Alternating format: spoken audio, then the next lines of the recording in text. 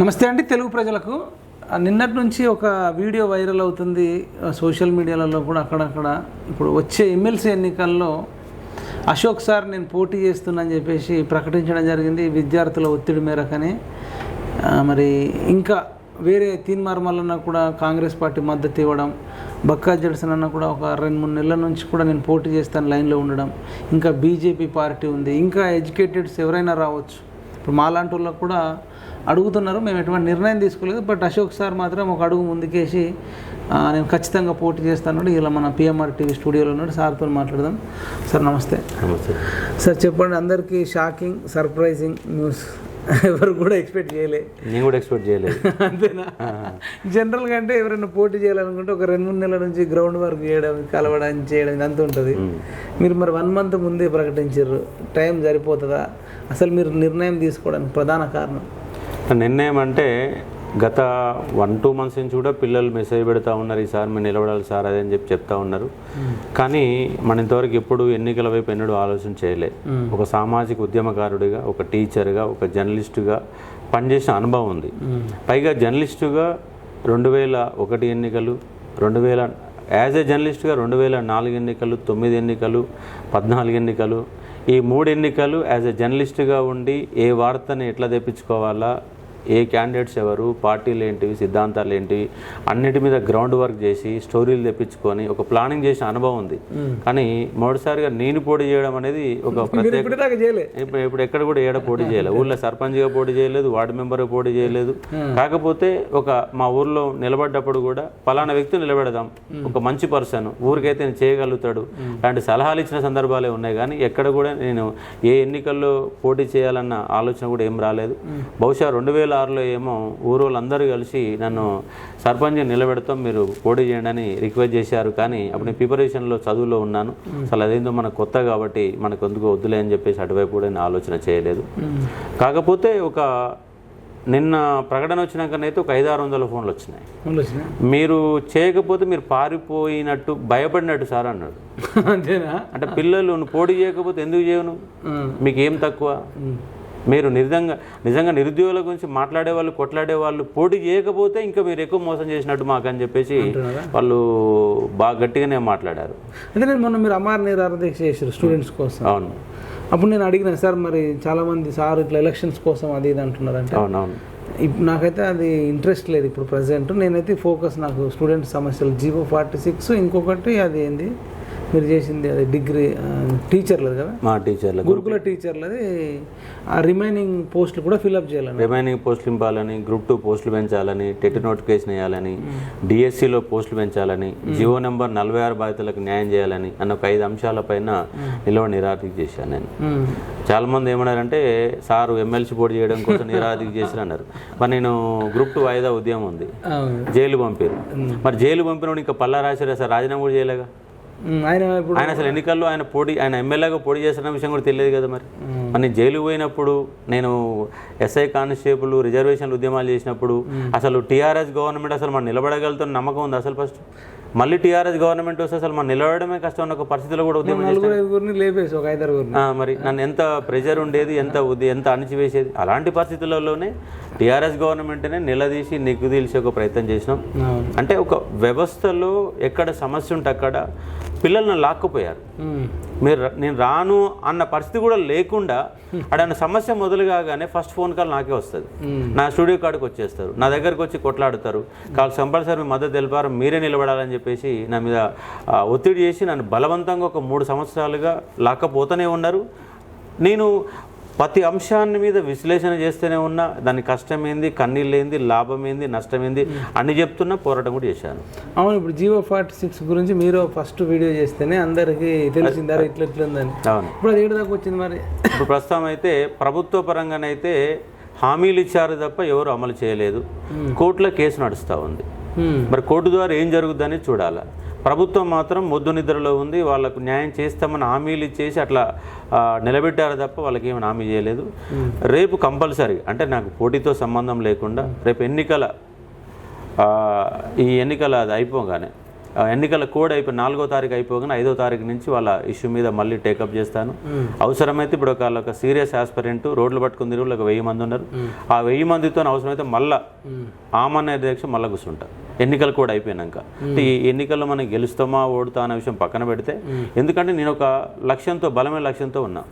ఇలా మందకృష్ణ మాది గారు అన్నగారు ఉన్నారు, ఆయన 94లో ఎంఆర్పిఎస్ పెట్టిండు. 94 నుంచి 2024 వరకు 30 సంవత్సరాలుగా ఆయన ఒకటే నినాదం, రిజర్వేషన్లు, మాదిగలకు రిజర్వేషన్ ఇవ్వాలి. ఒకటే పాయింట్, ఆయన పాయింట్ తప్ప ఇంకా వేరే పాయింట్ లేదు. నాది కూడా ఒకటే పాయింట్, నిరుద్యోగులు ఉద్యోగులు. అంటే చదువుకున్న వాళ్ళకు అన్యాయం జరుగుతుంది, ఒక మానసిక సంఘర్షణ జరుగుతుంది. ఇంటర్మీడియట్ వరకు, డిగ్రీ వరకు స్కూల్ స్టాండర్డ్లో గవర్నమెంట్ స్కూల్స్ ఉన్నాయి, పోయి చదువుకుంటున్నారు. మరి ఇంటర్మీడియట్ అయిపోయింది, వాడు కానిస్టేబుల్ ప్రిపేర్ కావాలా, ఏం చదవాలా? డిగ్రీ అయిపోయింది, గ్రూప్ 2 చదవాలా, ఏం చదవాలా? అంటే గ్రూప్ 2 అయిపోయిన వాడికి సరి అయినటువంటి కోచింగ్ వసతులు కానీ, వాడికి ఒక గైడెన్స్ కానీ, ఒక పుస్తకాలు కానీ ఏం లేవు. ఇప్పుడు వాడు మానసిక వేదనతో ఉన్నాడు. అలాంటి మానసిక వేదనతో ఉన్నవాడికి ఒక దారి చూపెట్టాలా. ఉదాహరణ బీటెక్ అయిపోయింది, బీటెక్ అయిపోయిన తర్వాత వాడు ఏం చేయాలా అంటే, వాడికి చిన్న చిన్న కోర్సులు నేర్చుకుంటే వాడికి ఉద్యోగం వస్తుంది. మరి హైదరాబాద్లో ఏమేమి సాఫ్ట్వేర్ కంపెనీలు ఉన్నాయి, ఎన్ని రకాల కంపెనీలు ఉన్నాయి, వాళ్ళకి ఏ రకమైన ఉద్యోగులు అవసరం, వాళ్ళు ప్రజెంట్ ఉపయోగిస్తున్నటువంటి కోర్సులు, అంటే వాళ్ళు ఉపయోగిస్తున్నటువంటి ఈ సాఫ్ట్వేర్ ఏంటి, ఆ సాఫ్ట్వేర్ కోర్సులు ఏంటి, అది ఒక్కటి నేర్పిస్తే హైదరాబాద్లో ఉన్నటువంటి ఇవాళ సాఫ్ట్వేర్లో ఒక 10% కూడా లేరు తెలంగాణ బిడ్డలు. కానీ వాడికి ఏ సాఫ్ట్వేర్ నేర్పిస్తే ఉద్యోగం వస్తే ముందుగా మనం పని చేయాలా. రైట్. అయితే మీరు ఇవన్నీ చేయొచ్చు, ఈజీ, కష్టమేం కాదు. అసలు అన్నిటి మీద పని చేస్తాను, నేను ఒక్కని చేయడం కాదు. అసలు వాస్తవంగా మన అలాంటి ఒక 10 మంది కలిస్తే గవర్నమెంట్తో సంబంధం లేకుండా ఇవన్నీ చేయొచ్చు. తర్వాత చేద్దాం, కంపల్సరీ చేద్దాం. నేను స్ట్రేట్ క్వశ్చన్ అడుగుతాను. ఇప్పుడు ఇవన్నీ చేయాలంటే ఎమ్మెల్సీ అవసరమా? అంటే ఎమ్మెల్సీ చేయడం వల్ల ఫర్ ఎగ్జాంపుల్ ఏం అవసరం లేదు, ఎమ్మెల్సీ ఏం అవసరం లేదు, ఇవన్నీ చేయాలంటే ఎమ్మెల్సీ అవసరం లేదు. కాకపోతే మనం ఒక బిగ్ డబ్బులు ఉన్న వ్యక్తి ఒక మంత్రి కార్డు పోయినాం, మంత్రి కార్డు పోయినప్పుడు మంత్రి మనకు ఈజీగానే యాక్సెస్ ఇస్తాడా, లోపల రానిస్తాడా, మాట్లాడిస్తాడా? చేయనడు కదా. ఒక ఎమ్మెల్సీ పదవి ఉందనుకో, ప్రోటోకాల్ ఉందనుకో, పోతాం ఎమ్మెల్యే కార్డు పోతాం. నేను ఈ ఎడ్యుకేషన్ సంబంధించి ఈ కోర్సులు ఇవ్వడం కోసం, వీళ్ళకి ఈ సైకాలజికల్గా ప్రోగ్రామ్ ఏర్పాటు చేయడం కోసం డబ్బులు అవసరమైతే, మీరు యాజ్ ఏ ఎమ్మెల్యేగా మీ నియోజకవర్గం ఉన్న వాళ్ళకు నేను కోచింగ్ ఇస్తాను కాబట్టి మీరు ఒక 10 లక్షలు సాయం చేయండి. ఒక ప్రోగ్రామ్ నేను డిజైన్ చేస్తున్నా, రాష్ట్ర వ్యాప్తంగా అందరికి కోచింగ్ ఇచ్చే ఒక ప్రయత్నం చేస్తున్నా అంటే, రేపు 119 ఎమ్మెల్యేల కాడు పోయి మనిషికో 10 లక్షలు వసూలు చేస్తే ఒక 10 కోట్లు అవుతాయి కదా. ఆ 10 కోట్లు పెట్టి ఒక 10 రకాల ప్రోగ్రామ్ డిజైన్ చేయొచ్చు కదా, అప్పుడు న్యాయం జరుగుతుంది కదా. అంటే ఎమ్మెల్సీ పోటీ చేసిన కారణంగా సమస్యలను పరిష్కారం అయితే నేను చెప్పట్లేను, ఎమ్మెల్సీ పోటీ చేస్తే అన్ని పనులు చేస్తానని చెప్పట్లేను. కాకపోతే ఇప్పుడు చేస్తున్న పనులకి నా వాయిస్కి కొంత పవర్ వస్తుంది అంతే. వాయిస్ పవర్ వస్తుంది, ఎదుటి వ్యక్తిని ఒప్పించడానికి అవకాశం ఉంటుంది. అంటే ఒక పెద్ద సాఫ్ట్వేర్ కంపెనీ ఉంది సార్, మీ సాఫ్ట్వేర్ కంపెనీలో గ్రామీణ ప్రాంత విద్యార్థులకు ఇలా చేయబోతున్నా, మీరు కొంతమందికి స్కిల్ డెవలప్మెంట్ ప్రోగ్రామ్ లాగా మీ నుంచి మాకు కొంత సహకారం అందించండి. డబ్బుల పరంగా సహకారం అందిస్తారా, సాఫ్ట్వేర్ పరంగా సహకారం ఇస్తారా, కొన్ని టెక్నికల్ స్కిల్ ఉన్నటువంటి వ్యక్తులు నాతో పంపి ఆ ప్రోగ్రామ్ నాకు అటాచ్ చేస్తారా అని మాట్లాడడానికి అవకాశం ఉంటుంది. ఒక ఎమ్మెల్సీ పోయిందంటే కంపల్సరీ ఒక సాఫ్ట్వేర్ కంపెనీ యజమాని నాతో కూర్చొని ఒక 10 నిమిషాలు మాట్లాడగలుగుతాడు కదా. ఒక సాధారణ అభ్యర్థి పోతే నన్ను లెక్క చేస్తారా? నిన్ను అంగర్ స్ట్రైక్ చేసిన, నిరాదీక్ష చేసిన. అదే నిరాదీక్ష టైంలో అంటే నేను చేయకుండా ఏ ఎమ్మెల్సీ గనక, ఏ ఎమ్మెల్యే గనక ఈ బాధితుల పక్షాన్ని నిరాదీక్ష చేసి ఉంటే ప్రభుత్వం ఎట్లుండేది? కదులుతుండే. ఇప్పుడు నేను అశోక్ సారిగా నేను నిరాదీక్ష నేను చేయకుండా పదవిలో ఉన్నటువంటి ఒక ఎమ్మెల్యే కానీ, పదవిలో ఉన్న ఒక ఎమ్మెల్సీ కానీ, ఏ పార్టీ వాళ్ళన్నా పోయి నిరాదీక్ష చేసి ఉంటే ప్రభుత్వం కదలకపోయేదా? అవును, చేస్తే కదులుతుంది. కానీ ఇప్పుడు మీరు పోస్ట్ వచ్చిన తర్వాత వాళ్ళందరూ ప్రభుత్వంతో అటాచ్ అవుతారు కదా. రేపు మీరు ఫర్ ఎగ్జాంపుల్ గెలుస్తారు అనుకున్నారు, మీరు మళ్ళీ కాంగ్రెస్తో కలిసిపోయి ఉండొచ్చు. ఇప్పుడు ఎంతోమంది లేరా ఎమ్మెల్యేలు అయిన వాళ్ళు, ఎంపీ అయిన వాళ్ళు ప్రభుత్వంతో గెలిచిన తర్వాత మంత్రి పదవి కోసం కూడా ట్రై చేసే వాళ్ళు కూడా ఉన్నారు కదా. మీరు అట్లా కారని గ్యారంటీ అని అంటే, నేను ఎక్కడ పోయినా నా ఎజెండా నిరుద్యోగ ఎజెండే. నేను ఏ పదవుల్లో నేను ఎక్కడున్నా నేను మొత్తం నువ్వు గిరిగీసుకున్నా. నా చక్రం మొత్తం నిరుద్యోగులు ఉద్యోగులే. నేను పదవులో ఉండని లేకపోని, రేపు నేను ఎమ్మెల్సీలో గెలిచినా గెలవకపోయినా మళ్ళీ నడిచే నిరుద్యోగులతోటి. పదవి ఉందనుకో, కొంత దానివల్ల ఏమైనా లాభం జరుగుతానేమో అక్కడ చేస్తాం, లాభం జరిగిపోతే అన్ని వదిలిపెట్టేసుకొని మళ్ళీ మన డ్యూటీ ఏం చేయాలో అది చేస్తాం. అంతే. అవసరం కూడా రాజీనామా కూడా చేస్తాం. ఒకవేళ గవర్నమెంట్ పలానా ఒక బలమైన ప్రెజర్ ఉంది, నిజంగా నువ్వు ఈ పని చేయట్లేవు, నీకు అక్కడ అవకాశం ఉంది, అవకాశం ఉండి కూడా ప్రభుత్వం పని చేయలేదు అనుకో, అవసరంతో రాజీనామా కూడా చేస్తాను. రైట్. అయితే మీరే కాంగ్రెస్ తరఫున మీరు ఒక 10 మంది కలిసి తిరిగినారు. అవును, డైరెక్ట్ ఓటేమని జరిగారు. అవును. మేమన్నా బీఆర్ఎస్కి తప్ప వేరే దానికి వేయండి అన్నాం, కానీ మీరు డైరెక్ట్ కాంగ్రెస్కి ఏమని తిరిగారు. మరి మీరు డైరెక్ట్ కాంగ్రెస్ని అడగలేదా టికెట్? అంటే ఇష్టం ఉన్నా లేకపోయినా కాంగ్రెస్ పార్టీకి ఓటేయాలని బలంగా చెప్పాము. మరి వాళ్ళు ఏం నిర్ణయం తీసుకున్నారో తెలియదు, కానీ తీర్మార్ మల్లన్న గారు నేను ఎప్పుడు ఇంకెవరిని కూడా అటాచ్ చేస్తాను, కనీసం నాకు అసలు నాకు ఫస్ట్ ఆలోచన లేదు కదా, అసలు అంటే నేను పోటీ చేయాలనే ఆలోచన నాకు లేదు. వాళ్ళు నిన్నమన్న ఈ నోటిఫికేషన్ వచ్చిన ప్రెజర్ గ్రూప్తో నేను బలంగా ముందుకు వచ్చినటువంటి వ్యక్తిని. నాకు ముందే ఉంటే నేను మరి నిజంగా ప్రయత్నం చేయదునేమో. నిజంగా ఎన్నికల్లో అడగలేదు, వాళ్ళు మీకు అడగలేదు, నేను ఎవరిని అడగలేదు, వాళ్ళు కూడా నన్ను ఏం అడగలేదు. అసలు నాకు అసలు ఆలోచన ఉందని సంగతి వాళ్ళకు తెలియదు, నాకు తెలియదు. అసలు మీరు ఇప్పుడు దాకా సీఎంని కలిసిరా? నాకు పెద్ద డౌట్. కలవలేదు, ఇంతవరకు నేను కలవలే. ఎందుకు ఆయన ఫోన్ చేయలేదు మీకు?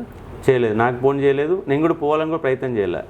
అంటే నేనేమనుకున్నా అంటే కృతజ్ఞతగా ఇప్పుడు తెలిసిన వాళ్ళతో, ఇప్పుడు ఆయన నాగార్జునతో కలిసిండు, చిరంజీవితో, రామ్ చరణ్, ఇట్లా సినిమా స్టార్లతో, మన క్రికెట్ కూడా వెంకటేష్ ఉప్పల్కి వెళ్ళిండు. అవును. మరి మీరైతే కాలుకు బలపం కట్టుకున్నది తిరిగి ఓటేమని చెప్పారు. కొన్ని వేల లక్షల మందిని కూడా మనం తిరిగిన అంశం మరి ఆయన దగ్గర పోయిందో కూడా తెలియదు కదా. అంటే అంత అసమర్థుడా, అంత అజ్ఞాని, అంత అంటే అప్డేట్ కాలేదా? ఇప్పుడు జనరల్గా మీరు తిరిగింది అయితే అందరికి తెలుసు కదా. అందరూ తెలుసు, విద్యార్థులకు తెలుసు.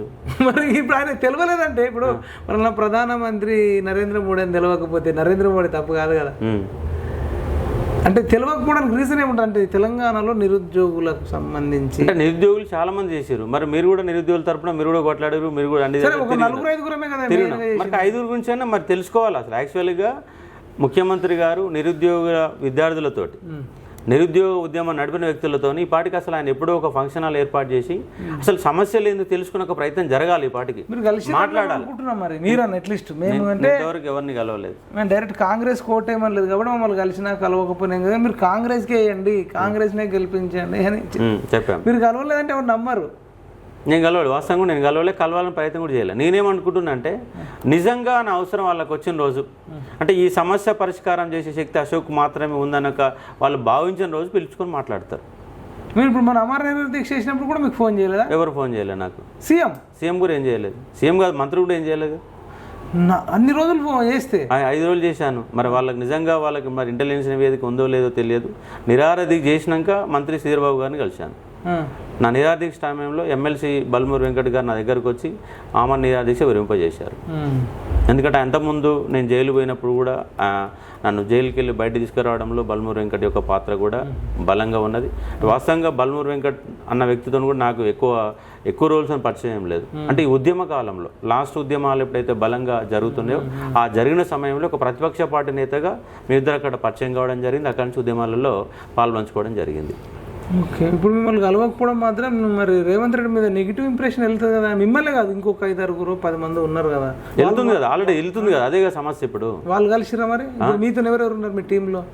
మీరు నిరుద్యోగులు అంటే మీరు కాంగ్రెస్ కోట ఏమైనా ఒక 20-30 నియోజకవర్గాలు తిరిగారు కదా, మీ టీంలో ఎవరెవరు? మామూలుగా విద్యార్థులందరినీ తీసుకొని పోయాను. అంటే నేను నిరుద్యోగత అనే అంశంలో కాదు, మీరు తెలంగాణ విఠలన్న ఇంకా కొంత టీం ఉంది కదా. మేము తెలంగాణ పౌర సమాజం తరఫున విఠలన్న, నేను, అలాగే సతీష్ అన్న, జర్నలిస్ట్ సతీష్ కమల్ అన్న, ఈ ముగ్గురం తలా 10 నియోజకవర్గాలు తీసుకొని 10 నియోజకవర్గాలలో తిరిగి వచ్చినాం. తిరిగి కాంగ్రెస్కే ఓటేయాలి, నచ్చినా నచ్చకపోయినా. ఎందుకంటే ఒక ప్రజాస్వామ్య పరిరక్షణ, ఒక నిర్బంధకాండ కొనసాగుతుంది. ప్రజాస్వామ్యం అనేది ఒక ప్రమాదకర స్థాయిలో పడిపోతుంది. కొద్ది కాంగ్రెస్ ప్రజాస్వామ్యమైన బతుకుతున్న ఉద్దేశంతో ప్రచారం చేసినాం. ఒకటే కాదు, లాస్ట్ గవర్నమెంట్లో నా పైన 12 కేసులు పెట్టారు. 12 కేసులు పెట్టారు. చెంచర్ కూడా జైలుకి పంపారు. ప్రతిరోజు ఫోన్లు టాస్క్ ఫోర్స్ వాళ్ళు ఎత్తుకపోయారు. ఒకరోజు మొత్తం దాచిపెట్టారని ఏడుందో కూడా తెలియదు, కుటుంబ సభ్యులకు కూడా తెలియదు. పోలీసులు కూడా కొన్ని సందర్భాలలో అప్పుడున్నటువంటి నేను మన పట్టుబడింది కదా ఆయన కిషన్ రావు గారు ఉన్నారు కదా, ఆయన పట్టుబడి రాధాకిషన్ రావు అనే వ్యక్తి నాతో పోలీసులతో ఫోన్ ట్యాపింగ్ చేసి నా మీద దాడి చేసే ప్రయత్నం చేశారు, వాళ్ళతో చెప్పి కొట్టించే ప్రయత్నం చేశారు. ఇలాంటి సంఘటనలు కూడా జరిగినాయి. ఒక భయభ్రాంతులకు గురి చేశారు. అంటే మళ్ళీ టీఆర్ఎస్ గవర్నమెంట్ వస్తే మన పరిస్థితి ఎట్లుంటో కూడా తెలియదు. అలాంటి పరిస్థితుల్లో కొట్లాడినా మళ్ళీ కాంగ్రెస్ గవర్నమెంట్ వచ్చినా కూడా వాళ్ళు ఇచ్చిన ఉద్యోగాలు ఇస్తారు కానీ కొత్త ఉద్యోగాలు ఎందుకు ఇస్తలేరని చెప్పి నిరాహార దీక్ష మొదలుపెట్టిన. రేపు జూన్ 4వ తారీఖు ఎన్నికల డేట్ అయిపోయిన మరుక్షణం మళ్ళీ ఉద్యమ జెండా మళ్ళీ ఎత్తుకుంటాం. ఆ ఉద్యమ జెండాను ముందు తీసుకో ప్రయత్నం చేస్తాం. ఎందుకంటే జూన్ 4 మనకు కోడ్ అయిపోతుంది. జూన్ 4 నాడు రిజల్ట్ వచ్చినాక 6వ తారీఖు నాడు అయిపోతుంది. జూన్ 9 ఎలక్షన్ ఎప్పుడు? రేపు మే 13వ తారీఖు నాడేమో పార్లమెంట్ ఎన్నికలు ఉన్నాయి. మే 27వ తారీఖు నాడేమో మన యొక్క ఎమ్మెల్సీ ఎన్నికలు ఉన్నాయి. రేపు 2వ తారీఖు నాడు అధికారికంగా నోటిఫికేషన్ వస్తుంది. 2 నుంచి 9 వరకు ఏమో అప్లికేషన్లు ఉన్నాయి, నామినేషన్లు ఉన్నాయి. దాని తర్వాత 10 నాడు స్క్రూటింగ్ జరుగుతుంది. 13 నాడు విత్డ్రా చేసుకోవచ్చు. 27 తారీఖు నాడు ఎన్నికలు. సరిగ్గా ఒక 30 రోజులు మాత్రమే టైం ఉన్నది. మొత్తం ఎన్ని ఓట్లు ఉన్నాయి? మొత్తంగా 3 జిల్లాలు, పాత జిల్లాలు 3, కొత్త జిల్లాలు 11, మండలాలు దాదాపు 200 మండలాలు ఉన్నాయి. 200 మండలాలలో ఈచ్ వన్ ఒక మండలంలో 20 గ్రామాలు వేసుకున్న దాదాపుగా 12,679 గ్రామాలలో 5 నుంచి 600 గ్రామాలు ఉంటాయి. 4,61,000 అంటే వాస్తవంగా గ్రాడ్యుయేట్స్ అనేవాళ్ళు ఈ 3 జిల్లాలలో 10 లక్షల మంది పైనే ఉంటారు. కానీ పేరు 10 సార్లు నమోదు చేసుకోవాలి, బాధ్యతగా నమోదు చేసుకోవాలి. కానీ ప్రస్తుత వ్యవస్థలో ప్రతిసారి చేసుకోవాలి. ఒకసారి చేసుకుని వదిలిపెడితే ఉండదు. మామూలు ఎన్నికలనే ఒకసారి చేసుకుంటాం. నువ్వు మళ్ళీ వాళ్ళ కొత్త ఓటర్ అన్న షిఫ్ట్ చేసుకోవాలన్నా 18 ఏళ్ళు నిండబడినోడు మళ్ళీ చేసుకోవాలి. కానీ గ్రాడ్యుయేట్ అట్లా కాదు, ప్రతి నోటిఫికేషన్కి అప్లై చేసుకోవాలా. కొంత అవేర్నెస్ లేకపోవడం, అది ఓటేస్తే నాకు వచ్చేది ఏందని ఒక భావజాలం ఉండడం. ఎందుకంటే రాజకీయాల వల్ల పెద్ద జరిగే ప్రయోజనాలు ఏమున్నాయి? ఇప్పుడు మెయిన్గా ముఖ్యమంత్రి ఎలక్షన్లో మెయిన్ అనుకుంటారు అంతే. అది అయిపోయిన తర్వాత ఇప్పుడు ఇంకా అంటే ఇప్పుడు కొంత ఈ ప్రిపరేషన్లో ఉన్న వాళ్ళు, గవర్నమెంట్ ఎంప్లాయీస్ ఇలాంటి వాళ్ళే దాన్ని నమోదు చేసుకొని దాని ముందుకు పోయే ప్రయత్నం జరుగుతుంది. కానీ మామూలు వాళ్ళు అయితే అసలు దాన్ని ఎవరు పట్టించుకోరు. 4 లక్షలలో పోలింగ్ ఎంత ఛాన్స్? 4,61,000లో దాదాపుగా 60 to 70% పోలింగ్ అవుతుంది. అంటే ఒక 3.5 లక్షల మంది ఓటింగ్లో పాల్గొంటారు. 4,61,000లో ఓటింగ్లో పాల్గొన్న వాళ్ళే 3,50,000 నుంచి 3,80,000, 1 లక్ష మంది అయితే ఓటు వేయరు దాదాపుగా. ఒకవేళ పోలింగ్ కానీ 4 లక్షల ఓట్లు అవుతాయి. 4 లక్షల ఓట్లు కానీ ఇక్కడ కౌంటింగ్ పద్ధతి ఎట్లుంటుంది అంటే ఎవరికి ఎక్కువ ఓట్లు వస్తే అట్లా కాదు. సెకండ్ ఓటు, థర్డ్ ఓటు అట్లా 1/3 ఓట్లు వచ్చినా కౌంట్ చేస్తూనే ఉంటారు. కానీ మరి అది ఎందుకు డైరెక్ట్ ఇట్లా పెట్టేది అయిపోతుంది ఎవరికి ఎక్కువ? కానీ ఆ సిస్టమ్ ఎట్లా ఉంది? ఎందుకంటే ఇది అవసరమే. ఎందుకంటే శాసన మండలి కదా, ఇది ఒక పెద్దల సభ. ఇప్పుడు రాజ్యసభ కానీ ఇది కానీ అన్ని కూడా పెద్ద సభలు. ఆ పెద్ద సభలో ఈ విధంగానే ఆ యొక్క ఎన్నిక విధానం ఉంటుంది. అంటే ఇప్పుడు మళ్ళీ ఇక్కడ ఇది వస్తుంది ఏది అంటే మనకు ఉన్నటువంటి ఈ శాసన మండలిలో 3 రకాల అభ్యర్థులు ఎన్నికవుతారు. ఒకటేమో ఎమ్మెల్యేల చేత ఎన్నికైన ఎమ్మెల్సీలు, 2 స్థానిక సంస్థల చేత ఎన్నికైనటువంటి ఎమ్మెల్సీలు. ఈ 3 భాగాలు చేస్తారు. ఒక భాగమేమో ఎమ్మెల్యేల కోట, ఒక భాగమేమో స్థానిక సంస్థల కోట, ఒక భాగంలో టీచర్ల కోట. అంటే మళ్ళీ ఈ ఒక్క భాగంలో 3 భాగాలు చేస్తారు. ఆ 3 భాగాలు ఒకటి గవర్నర్ కోట, టీచర్ల కోట, గ్రాడ్యుయేట్ కోట, 3 కోటలు ఉంటాయి. ఆ 3 కోటల్లో గ్రాడ్యుయేట్ కోట అనేది మనది. ఈ గ్రాడ్యుయేట్ కోటలలో మొత్తంగా రాష్ట్రంలో 3 ఎమ్మెల్సీలు మాత్రమే ఉంటారు. ఒకటి హైదరాబాద్, రంగారెడ్డి, మహబూబ్నగర్ ఒకటైతే, ఖమ్మం, నల్గొండ, వరంగల్ ఒకటైతే, ఆ ఉత్తర తెలంగాణ అనేది మరొక ఎమ్మెల్సీగా కొనసాగుతుంది. ఇప్పుడు మరి మీకు ప్రధానంగా పోటీ ఎవరి నుంచి అనుకుంటారు? ఎన్ని ఓట్లు వస్తే మీరు గెలుస్తారు అనుకుంటారు? అట్లా ఎన్ని ఓట్లు వస్తామని గెలు దాని మీద ఓటింగ్ మీద దాని మీద ప్రభావితం అయి ఉంటుంది. సెకండ్ ఓటు, థర్డ్ ఓటు కనుక కలుపుకొని ఫస్ట్ ఓటు ఎంత వస్తే అట్లానే ఏముండదు. ఫస్ట్ ఓటు తక్కువ వచ్చినా సెకండ్ ఓటు కనుక ఎక్కువ వచ్చింది అనుకో, అతను కూడా కౌంటింగ్లోకి ముందుకు వచ్చే అవకాశాలు ఎక్కువ ఉంటాయి. అంటే ఇక్కడ ప్రతి ఓటు కూడా అంటే ఒక అభ్యర్థి వేసే ఓటు ఒక ఓటు వేసే సరిపోదు. ఇవన్నీ ఒకటే ఓటు ఇలాకేస్తున్నా, 2వ ఓటు ఇలాకేస్తున్నా, 3వ ఓటు ఇదేస్తున్నా, 40 మంది అభ్యర్థులు పాల్గొంటే 40 ఓట్లు వేయచ్చు. అసలు అవసరం ఆ సిస్టమ్? నాకు చివరి నుంచి ఉదాహరణకు ఒక ఎంపీని, ఎమ్మెల్యేని అవే మెయిన్ కదా, అవే మెయిన్. వాటికే నాకు ఇష్టం అని నొక్కేసి వచ్చేస్తాం. అవును. మరి దీనికి ఇది ఎట్లా? నాకు అసలు అంటే మంచిదే మరి పద్ధతి? ఈ పద్ధతి మంచిది. ఎందుకంటే పెద్దల సభ కదా. అసలు వాస్తవంగా ఎమ్మెల్సీ అనే పదవి రాజకీయ పదవి కాదు. ఇది పెద్ద, కానీ దాన్ని రాజకీయ పదవిగా మార్చారు.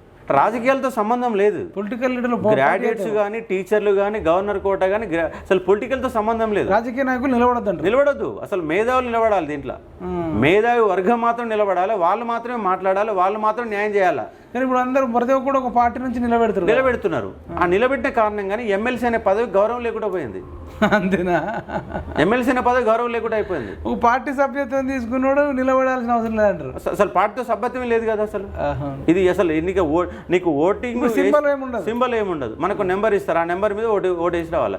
నెంబర్ కూడా ఓటేసి ఇట్లా మోరు కాదు, నెంబర్ పెన్ను పెట్టుకొని రాసి రావాలా. ఇది ఒకటో నెంబర్, ఈయన ప్రాధాన్యత ఒకటి, ఈయన ప్రాధాన్యత 2, ఈయన ప్రాధాన్యత 3 అని చెప్పేసి ఓటింగ్ వేసాల్సిన అవసరం ఉంటుంది. బీజేపీ నుంచి నిలబడ్డలకు పువ్వు గుర్తు అని రాదు, ఎవరికి ఏ గుర్తులు రావు. కాబట్టి అందరూ కూడా ఇండిపెండెంట్ క్యాండిడేట్గా దీన్ని పరిగణలోకి తీసుకుంటారు. కాబట్టి ఇది చాలా వాల్యుబుల్.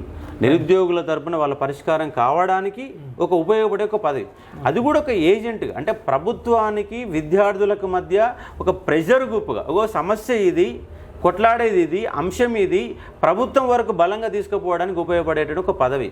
అంతేగాని ఎమ్మెల్సీ సంతకం పెట్టేస్తే గ్రూప్ 2 ఉద్యోగాల పోస్టులు పెరగవు, ఎమ్మెల్సీ సంతకం పెట్టేస్తే అది పెరగదు. కానీ పెంచాలని చెప్పేసి సీఎం ముందు కూర్చొని, శాసనమండలిలో కూర్చొని బలంగా కొట్లాడి, ఒకవేళ వినకపోతే ఒక నిరసన రూపంలో ఒక వినతిపత్రం ఇచ్చి, అది కూడా వినకపోతే ఇంకా ఒక ధర్నా చేసి, అది కూడా వినకపోతే అంగస్ట్రైక్ చేయాలి. ఎందుకంటే దేశానికి స్వాతంత్రాన్ని తీసుకొచ్చిన మహాత్మా గాంధీ ఎన్నోసార్లు అంగస్ట్రైక్ చేశాడు. కాబట్టి రేపు నా ప్రధాన ఆయుధం కూడా నిరుద్యోగులకు న్యాయం చేయడం కోసం మొన్న ఒకసారి నిరాదీక్ష చేశాను, ఒకసారి కాదు ఇంకా 20-30 సార్లు నిరాదీక్ష చేసినా విద్యార్థుల పక్షం నిలబడతా. ఎందుకంటే అశోక్ సార్ అంటే పోరాటం, అశోక్ సార్ అంటే కొట్లాట, అంటే నిరుద్యోగుల తరపున సమస్య పరిష్కారం కావాలంటే కొట్లాడాలి అంతే. కొట్లాడకపోతే గవర్నమెంట్లో ఉన్నా కూడా కొట్లాడాలి. ఎందుకంటే నీకు పదవి ఇచ్చింది ఎందుకు? నీకు ఇచ్చిన పదవి ఏంటి? గ్రాడ్యుయేట్లు నిరుద్యోగుల తరపున, ఉద్యోగుల తరపున కొట్లాడే ఒక పదవి. ఆ నిరుద్యోగుల గురించి మాట్లాడకుండా, ఉద్యోగులు మాట్లాడకుండా పదవులు వచ్చి, ఉదాహరణ పల్లా రాజశేఖర్ పోయినసారి గెలిచిండు, 1 సంవత్సరంన్నర పైనే ఉన్నాడు. ఏ ఒక్క రోజన్నా ఇది నిరుద్యోగుల సమస్య అని శాసన మండలిలో మాట్లాడిండా? ఒక వినతిపత్రం, ఒక సీఎం పోయి వినతిపత్రం ఇచ్చిండా? అసలు నిరుద్యోగులు అంటే ఎవరు ఆయన తెలుసా అసలు ఫస్ట్? ఎందుకంటే అంటే డబ్బులు సంపాదించుకున్నటువంటి, ప్రైవేట్ కాలేజ్ పెట్టుకొని డబ్బులు సంపాదించుకునే వ్యక్తి ఆయన ఎమ్మెల్సీ పదవి వచ్చినాక ఏం చేసిండు? ఆయనకి యూనివర్సిటీ ప్రైవేట్ యూనివర్సిటీగా మార్చుకున్నాడు. అక్కడ సంపాదించిన డబ్బులు కొంటే మళ్ళీ ఎమ్మెల్యే వాళ్ళు గెలిచిన సందర్భం. ఇలాంటి పరిస్థితులలో ఓట్లకు డబ్బులు అమ్ముడుపోతున్న సందర్భంలో ప్రజాస్వామ్యం అనేది కొని జరుగుతుంది. కాబట్టి నేను ఏ ఒక్క వ్యక్తి కూడా ₹1 ఇవ్వను. నాకే విద్యార్థుల పైసలు ఇవ్వాలి, నాకే విద్యార్థుల పైసలు ఇవ్వాలి. ఎందుకంటే ఖర్చులు కావాలి. ఒక వెహికల్ పోవాలంటే అలా పెట్రోల్ పోసుకోవాలా, వాళ్ళకి భోజనాలు ఖర్చు అవుతాయి. ఈ అయ్యే ఖర్చు కూడా నిరుద్యోగులే నాకు ఇవ్వాలా. మనిషికి ఎంత వీలైతే అంత, ₹100 అయితే 100, 200 అయితే 200, 300, 100. ఒకవేళ బాగా డబ్బులు ఉంటే ఒక 5,000 సాయం చేయండి. చేస్తే నేను నిలబడతా, మీ తరపున కొట్లాడతా. నేను గెలిస్తేనే కొట్లాడతా అని చెప్తలేను. జూన్ 4వ తారీఖున అయిపోయినాక జూన్ 5వ తారీఖున నా యుద్ధం మళ్ళీ జరుగుతూనే ఉంటుంది. యాజ్ ఎ లెక్చరర్ పాఠం చెప్తూనే ఉంటా. నేను పాఠం చెప్పాలా, ఫైట్ చేయాలా, ఇదే నా యొక్క నినాదం. ఎమ్మెల్సీ పదవి ఉంటే దానికి పవర్ ఉంటుంది, కొంచెం వాల్యూ, నా వాయిస్ పవర్ ఉంటుంది, నాకు పవర్ ఉంటుంది అంటలేను. ఎమ్మెల్సీ పదవి వచ్చిన తర్వాత ఏదో మొత్తం కూడా మొత్తం నేనే వ్యవస్థను మొత్తం నడుపుతానే తప్పదు. బల్మూరు వెంకట్ కూడా ఇప్పుడు ఎమ్మెల్సీ అయినారు. మరి మీరు రేపు అవుతారు అనుకుందాం. ఇప్పుడు ఎమ్మెల్సీ బల్మూరు వెంకట అయినా నేనైనా మధ్యవర్తిగా విద్యార్థుల సమస్యని పైకి తీసుకుపోయి ప్రెషర్ గ్రూప్లో చేయడాలి, వినకపోతే దీక్షలు చేయాలి. అనిల్ కుమార్ యాదవ్ రాజ్యసభ సభ్యుడు, మరి వాళ్ళు చేస్తారు కదా, మరి ప్రెషర్ గ్రూప్లో పనిచేయాలి. కాకపోతే నాకున్న అనుభవం ఏంటంటే, నిరుద్యోగులకు సంబంధించి రాష్ట్రంలో ఎన్ని రకాల రిక్రూట్మెంట్ ఏజెన్సీలు ఉన్నాయి, రాష్ట్రంలో ఎన్ని రకాల ఉద్యోగులు ఉంటాయి, ఏ ఉద్యోగానికి ఏ సిలబస్ ఉంటుంది, వాళ్ళకి వచ్చే ప్రాబ్లమ్స్ ఏంటి. నిన్న జేఎల్ ఎగ్జామ్ పెట్టారు. జేఎల్ ఎగ్జామ్లో కెమిస్ట్రీలో 31 క్వశ్చన్లు తప్పిపోయినాయి. 150 క్వశ్చన్లలో 30 క్వశ్చన్లు తప్పిపోయినాయి. ఇంకా పేపర్ ఎట్లయితుంది? అది వాల్యుబుల్ కాదు. ఆ వాల్యుబుల్ కాదని చెప్పేసి నీకు బలంగా చెప్పగలుగుతా. ఇవాళ బీఈడీ చేసిన వాళ్ళకి టెట్ స్కోర్ ఉంటుంది. ఆ టెట్లో బయాలజికల్ సైన్స్ వాళ్ళు కేవలం బయోసైన్స్ మాత్రం చదవాలి. కానీ బయోసైన్స్కి ఏం పెట్టిండంటే మ్యాథ్స్ పెట్టిండు. మరి మ్యాథ్స్ పెడితే బయోసైన్స్ వాడు మ్యాథ్స్ ఎందుకు, అసలు అవసరం ఏంటి? అటు పాఠం పోయి మ్యాథ్స్ అయితే చెప్పాడు కదా. ఒక చిన్న సమస్య పోయి ఒక అధికారి కాడ కూర్చొని ఇది తప్పు, మీరు తీసుకున్న నిర్ణయం తప్పు, ఇది ఇమీడియట్గా మార్చమంటే ఆడ కూర్చొని చేసి ఇచ్చే పని ఇది, ఒక చిన్న పని. అలాంటి చిన్న పనులు చేయడానికి ఒక గ్రూప్ 2 వల్ల పోస్టులు పెరగలే. అదే మనకు ఒక బలంగా ప్రెషర్ గ్రూప్లో ముందు పోవడానికి అవకాశం ఉంటుంది. అంటే నిరుద్యోగులు అనే వాళ్ళు ఒక మానసిక సంఘర్షణ పడుతున్నాడు. డిగ్రీ అయిపోయినాక ఏం చదవాలో తోయట్లేదు. ఏం తోయాలంటే ఒక ఈ మార్గంలో పోరా బాబు, నువ్వు కామర్స్ అంటే ఈ మార్గంలో పోవాలా, లేదు నీ ఒక సైన్స్ గ్రాడ్యుయేట్ ఈ మార్గంలో పోవాలా. ఎంపీస్ అంటే సెంట్రల్ జాబ్లో 100 రకాల ఉద్యోగాలు ఉన్నాయి. అంటే ఎక్కడికైనా ఒక విద్యార్థి అనే పరిస్థితులలో మ్యాథ్స్, ఫిజిక్స్, కెమిస్ట్రీ కనుక ఉంటే, నీకు సరిగ్గా మార్గం చూపిస్తే ఒక్క మ్యాథ్స్ క్యాండిడేట్ కూడా నిరుద్యోగం మిగిలిపోయి ఇవాళ ప్రైవేట్ స్కూల్ టీచర్లు ఉన్నారు. ఎంత ఘోరం అంటే 8,000 రూపాయలకు 12 గంటలు పనిచేస్తున్నారు. వారి వాళ్ళ 10 గంటలు తగ్గియాలా? 10 గంటలు కాదు, కార్పొరేట్ రాజ్యంలో స్కూల్ 7ంటికి పెడుతున్నారు. కానీ ఒక విద్యార్థి అనేవాడు మానసికంగా సంఘర్షణ లేకుండా బడికి పోవాలంటే 9:30 to 4:30 వరకు స్కూల్ ఉండాలా. ఆ తర్వాత నువ్వు మళ్ళీ గుసపెట్టుకోవడానికి వీల్లేదు. అది మానసిక సంఘర్షణ. ఒక 10th క్లాస్ లోపు వాడికి ఎంతవరకు ఇవ్వాలో అంతవరకు ఇవ్వాలా. అంటే బట్టి మార్కులు పెట్టి 10 తెచ్చుకున్నవాడికి తర్వాత ఎంసెట్లో ర్యాంక్ వస్తుందంటే రాదు. ఒక మానసికంగా సంఘర్షణ. కాబట్టి గ్రూప్ 2 ఉద్యోగాలు కానీ గ్రూప్ 1 ఉద్యోగాలు కానీ ఎన్నో ఉద్యోగాలపైన ఫైట్ చేసిన గత 3 సంవత్సరాలుగా రాష్ట్రంలో జరిగిన ప్రతి ఉద్యమంలో అశోక్ సార్ ఉన్నాడు. నేను చెయ్యని ఉద్యమం ఏముందో చూపెట్టండి. అవును సరే ఉంది, మీరు చేసిర్రు, ఇంకా చాలా మంది చేసిర్రు. జడ్సన్ అని ఉన్నాడు, మళ్ళీ ఉన్నాడు. మరి వీళ్ళిద్దరిట్లలో మీకు ఎవరు పోటీ? నేను ఎవరిని పోటీగా నేను భావించడం లేదు, నాకు నేనే పోటీ అని భావిస్తున్నాను. నా వేలో నేను వెళ్ళిపోతా, ఎందుకంటే నేను నిరుద్యోగుల కోసం కొట్లాడుతున్నా. నా ఎజెండా అన్ని కూడా ఉద్యోగులు నిరుద్యోగులే. వాళ్ళ సమస్యలు చెప్తా, నేను ఇది చేయగలుగుతా, మీరు నచ్చితే ఓటేయండి. నేను చేయగలుగుతా అని మాట్లాడగలిగే శక్తి నీకు ఉందని నమ్మితేనే ఓటేయమని చెప్తున్నా. ఒకవేళ నమ్మకపోతే నాకు ఓటేయకు. నేను అశోక్ సార్ మాట్లాడగలిగితే సబ్జెక్టు పైన అవగాహన ఉంది, మాట్లాడే శక్తి ఉంది, రేపు ఒక మండలి పంపిస్తే మా తరపున నిలబడతాడని నమ్మకం ఉంటేనే. రేపు నేను గెలిచినాక నేను ఆడి పారిపోతే ఈడి పారిపోతే ఈయన కూడా దొంగ అనుకుంటే ఏకు. నువ్వు ఆటిడి పోతావు అనే నమ్మకం, నా మీద నమ్మకం లేకపోతే నాకు ఓటేయకు. నా మీద నమ్మకం ఉంటేనే, స్పష్టంగా నమ్మకం ఉంటేనే నా మీద ఓటే. ఓకే, కానీ ఇప్పుడు మీకు ప్రధాన పోటీ బీజేపీ నుంచా కాంగ్రెస్ నుంచి? నేను ఎవరిని పోటీగా నేను భావించడం లేదు. నా వంతులు నా వేలో నేను తెలుసుకోవాలి కదా, అవతల నుంచి ఎవరెవరు పోటీ చేస్తారో తెలుసా మీకు కనీసం? నేను అంటే ఒకళ్ళు చేస్తారు, 40 మంది దాకా పోటీ చేస్తారు, 40 మంది వరకు పోటీ చేస్తారు. 40 మందిలో నేను ఒక్కరిని.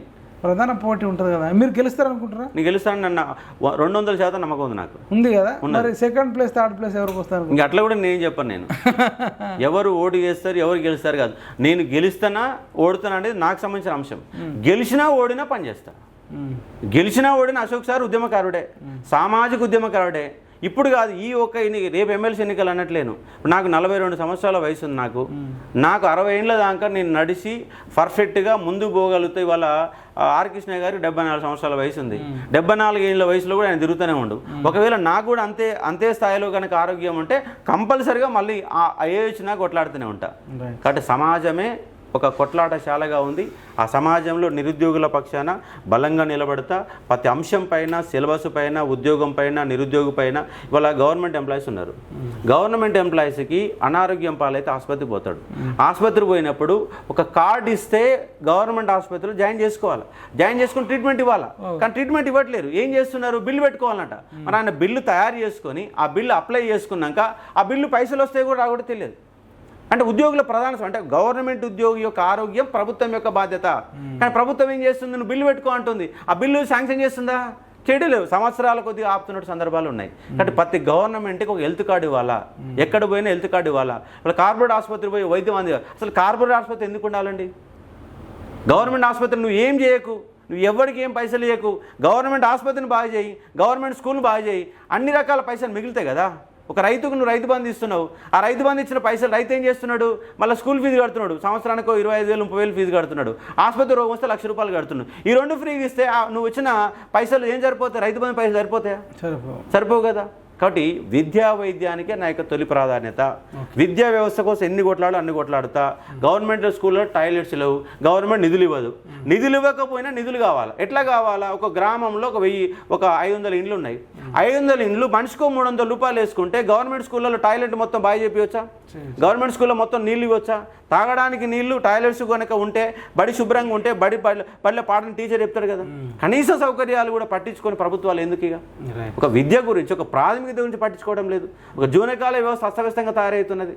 ఏం జరుగుతుందో తెలియదు, దాని మానిటరింగ్ లేదు. కాబట్టి విద్యా వ్యవస్థని బాగు చేయాలా?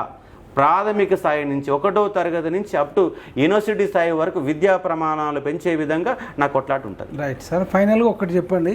మే 13th రోజు ఎలక్షన్స్ ఉన్నాయి, ఎంపీ. ఓకే, 13th రోజు ఎంపీ ఎలక్షన్. మీరు ఎవరు కోటేద్దాం? ఏ పార్టీ ప్రధాని ఎవరైతే బాగుంటుంది? ప్రధాని ఎవరు అంటే ప్రస్తుతం మొన్నటి వరకు మనం తెలంగాణ రాష్ట్రంలో కాంగ్రెస్ అనే ఒక పార్టీకి బలంగా కొనసాగింది. అంటే ఎవరికి ఓటేస్తామనేది ఇక మన వ్యక్తిగతంగా చూసుకునే ఒక ప్రయత్నం. మొన్నేమో బీఆర్ఎస్ ఓడించండి, కాంగ్రెస్ కూడా ఓటేయండి అని చెప్పారు.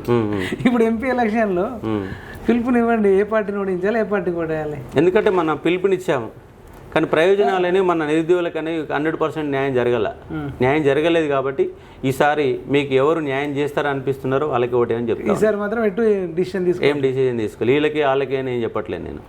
మీ ఇష్టం, మీకు ఎవరైతే న్యాయం చేయగలుగుతారా అనే ఒక నమ్మకం ఉంటుందో వాళ్ళకి ఓటేయండి. ఎందుకు మీరు ఇంత ఎడ్యుకేటెడ్, ఇది ఎందుకు చెప్పలేకపోతారు? ఎందుకు చెప్పలేకపోతున్నాం అంటే ఎవరిని నమ్మే పరిస్థితి లేకుండా అయిపోయింది. ఎవరికి ఒక్కరికైతే ఒకటే మన కాంగ్రెస్ పార్టీని బలంగా నమ్ముకున్నాం, అవును రాగానే మనకు ఉద్యోగాలు పెరుగుతాయి అనుకున్నాం, మరి పెరిగే పరిస్థితి కనపడతలేవు కాబట్టి ఒకసారి ఆలోచన చేయాల్సిన పరిస్థితి ఏర్పడుతుంది. బట్ ఆలోచన చేసుకోండి. ఎవరైతే ఏం చెప్తున్నాడంటే రేవంత్ రెడ్డి బీజేపీ వస్తే రాజ్యాంగాన్ని రద్దు చేస్తాడు, ఎస్సీ ఎస్టీ బీసీల రిజర్వేషన్లు రద్దు చేస్తాడు అంటున్నాడు. దీనిపైన అంటే ఆయన చెప్పేది నిజమే అంటారు? దాంట్లో సరే అంటే ఒకటి, భారత రాజ్యాంగం ఇవాళకి అమల్లోకి వచ్చి దాదాపుగా 75 సంవత్సరాలు అవుతుంది. 75 సంవత్సరాలు సవరణలు మాత్రమే జరిగినాయి. రాజ్యాంగాన్ని మార్చే శక్తి ఎవరికి లేదు. దానికి పరిరక్షణ కోసం వాళ్ళు మార్చాలని ప్రయత్నం చేసిన దేశంలో ఎంతోమంది ఉద్యమకారులు ఉన్నారు, సామాజిక ఉద్యమకారులు ఉన్నారు. భారత రాజ్యాంగాన్ని దాని యొక్క మూలాలు మారకుండా రాజ్యాంగాన్ని సవరించుకునే అధికారం ఉంటుంది, కానీ మూల సూత్రాలు మారిస్తే అది వర్కౌట్ కాదు.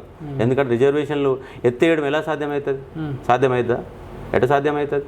ఇప్పుడు నీకు నోట్ల రద్దు చేసిరు, 3 తలాక్ రద్దు చేసిరు, 370 ఆర్టికల్ రాష్ట్రంలో కులం లేకుండా రిజర్వేషన్ కూడా, దేశంలో కులం లేకుండా చేయండి, కులం లేకుండా చేయండి. ఒక ఎస్సీ సంబంధించిన వ్యక్తి, ఒక ఓసీ సంబంధించిన వ్యక్తి ఎలాంటి బంధుత్వాలను మొత్తం కలుపుకోండి, అప్పుడు రిజర్వేషన్ లేకుండా అయిపోతుంది. రిజర్వేషన్లు అనేవి ఈక్వాలిటీ వచ్చిన రోజు పోతాయి, ఆటోమేటిక్గా వెళ్ళిపోతాయి. వాస్తవంగా మనకు రిజర్వేషన్లు ఓన్లీ 10 years కోసం ఇచ్చారు. ఆ కులాల మధ్య ఇంకా అంతరాలని తగ్గలేదు. ఎందుకంటే పురుగుడిసెల్లో ఉండే ధనవంతులు దానిలో ఉన్నారు. కాబట్టి ఆ వ్యవస్థలో మారాలి. రిజర్వేషన్లు తీయాలంటే ఈక్వాలిటీ రావాలి, టోటల్ ఈక్వాలిటీగా నేను అందరితో పాటు నేను గౌరవంగా బతకగలుగుతున్నా, నాకు డబ్బులు ఉన్నాయి, నాకు చదువు ఉంది అని ఒక నమ్మకాన్ని కల్పించడం కాదు, నిజంగా వాళ్ళకి అలాంటి అర్హతలతోని ఆ వ్యవస్థను అందుకోగలిగినప్పుడు రిజర్వేషన్ తీసేయాలి విషయం. Okay right sir, thank you so much. Thank you sir. ఇదండి అశోక్ సార్తో సంచలన ఇంటర్వ్యూ. మరి చూస్తూనే ఉండండి PMR టీవీ. చూద్దాం మరి సారు ఎంత ఫైట్ చేస్తాడు, మరి గెలుస్తాడా, ఎట్లా ఉంటుంది, పబ్లిక్లోకి వెళ్ళిన తర్వాత తెలుస్తుంటుంది. చూస్తూనే ఉండండి PMR టీవీ ఛానల్.